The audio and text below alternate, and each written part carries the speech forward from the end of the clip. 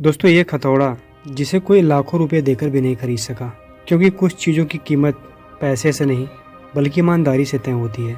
आज की इस कहानी में आप देखेंगे कि कैसे एक लोहार ने अपनी सच्चाई और ईमानदारी के दम पे शहर के सबसे अमीर आदमी को घुटनों पे ला दिया। एक बार एक बढ़ई काम के सिलसिले से एक गांव में गया।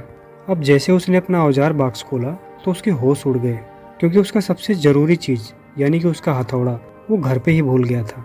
तो उसी गांव में एक लोहार के पास जाता है और उससे बोलता है कि भाई, मेरे लिए एक हथौड़ा बना दो। अब लोहार ने ना उस बढ़ई को सर से लेकर पैर तक निहारा, अपने पसीने पूछे और कहा, ठीक है भाई, बन जाएंगे, पर इसके लिए तुम्हें 2 दिन का समय देना होगा, क्योंकि हथौड़ा बनाने के लिए ना एक मजबूत लोहे की आवश्यकता होती है, जो हमारे पास आज है नहीं।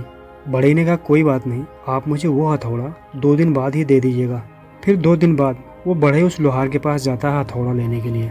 लोहार ने एक बहुत ही मजबूत और सुंदर हथौड़ा उस बढ़ई के हाथों में थमा दिया और कहा कि ले जाओ, इससे अपना काम करो। वो हथौड़ा कितना अच्छा काम कर रहा है, ये चीज़ चेक करने के लिए उस बढ़ई ने एक कील को उठा के एक लकड़ी पे ठोका, तो वो कील बिल्कुल मक्खन की तरह उस लकड़ी में घुस गया।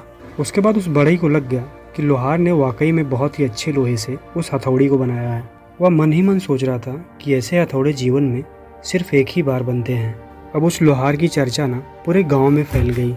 चाय की दुकानों में, खेतों में, बाजारों में और चौराहों पे लोग अक्सर यही चर्चा करते थे कि अगर आपको हथौड़े लेने हैं तो उसी के पास जाओ।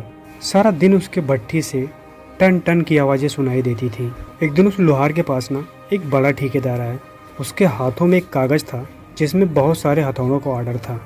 उसने कहा कि मैं तुम्हें बहुत सारे हथौड़े बनाने का ऑर्डर देने आया हूँ, बशर्ते शर्त ये है कि तुम जितने भी पुराने हथौड़े बनाए हो, ये हथौड़े उससे बेहतर होने चाहिए।